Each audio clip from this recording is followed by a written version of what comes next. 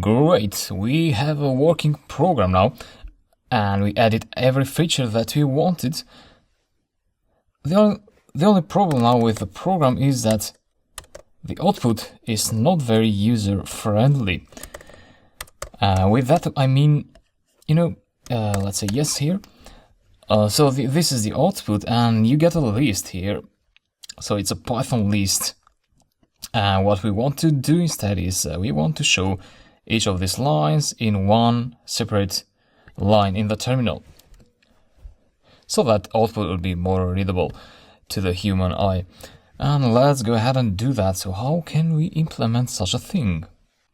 So this output now is a list object, which means that the call here, the function call, this produces this list object. And so what can we do is we could maybe iterate through this list object. Something like we can store the list object in a variable, so output will be assigned this list. And then what you can do is you can say for item in the list, in the output list, print out the item. Let's save this and try out. We're going to have an issue here, but one step at a time. Enter y, yes, y. And so this is what I wanted to have. So the first definition, precipitation in the form of liquid water, goes in the first line, and the second definition, to fall from the clouds in drops of water, goes to the second line. So that's good. However, we should keep in mind that our program does not produce only the list, but sometimes it produces strings as well. So such as this one in here. No, I didn't mean that. Anyway, so this is what you get, and you don't want that. This is a message saying that the word doesn't exist. So what the program is doing, what Python is doing, is it is iterating through every type of output that the function generates. So our function generates a list sometimes, and sometimes it generates a string. How can we fix that? So we have a list and a string. Let's think of a difference. How can we discriminate a list from a string? What's the difference between a list and a string? Well, the difference is clearly a data type. A list is a list object, and a string is a string object. So how about implementing a conditional here, which says something like this: if type of output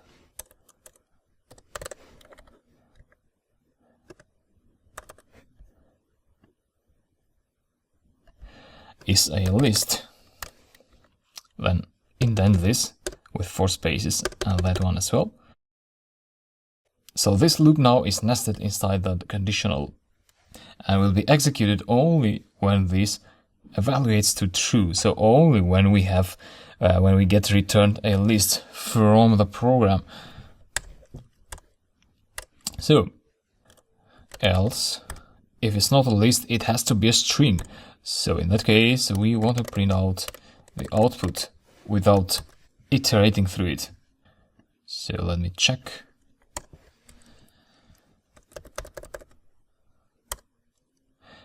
And we get the output correctly this time. The message, the word doesn't exist. Please double check it.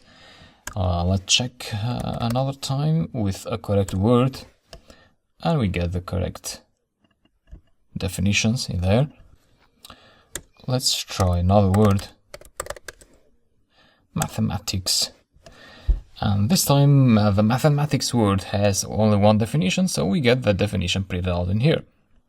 So it's a science. Let's try the other scenario as well. Rain. Did you mean array instead? No. The word doesn't exist. Please double check it. So we got this line here executed. So yeah, this is the complete code. And I think we can consider our program complete now. So that's what I thought of adding to the program. Now the program is quite user-friendly, and we are considering many scenarios there that the user may input to the program. However, the interface is still a command line interface, so it's not a desktop graphical program and it's not a web application.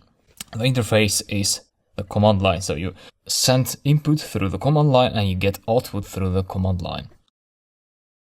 And what I'm trying to say is that you can actually extend this program so that you can transform it into a web application where the user, instead of entering the input through the command line, they can enter input through a web page.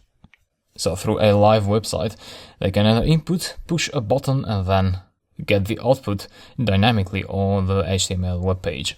So that is possible with Python, but you're still not ready to do that because we have quite a few more sections to go. We have some applications where I'll teach you how to develop web applications with Python.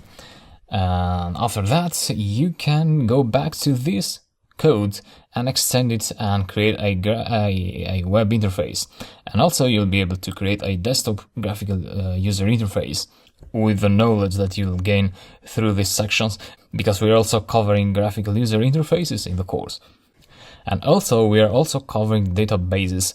So why I'm mentioning databases? Well, because in this program we're using this file where to store our dataset. The problem with this is that if this gets too big, for now this is just 5 megabytes, oh that's good, but if the file gets too big, then you need to load the file in Python every time you execute the script. Like here, we are loading the file into the Python session when you execute the script. Now if the file is too big, that will be very costly in terms of time. So what you want to do instead, you want to use a database, maybe. With a database, what happens is that you make a query to the database, and instead of getting the entire dataset, you actually get only that row or that value which you queried for. So databases are very efficient, and we'll cover databases later in the course. And so after a few sections, I'll get back to this program. I'll give it to you as an exercise so that you can extend it by creating an interface, a graphical interface for that, or a web interface, and also I'll give you access to a database where you can query data for this program so that it becomes a real robust with a very friendly user interface. So I hope you like the idea and I hope you are enjoying the course. And yeah, let's move on with some more sections. I'll see you later. Bye.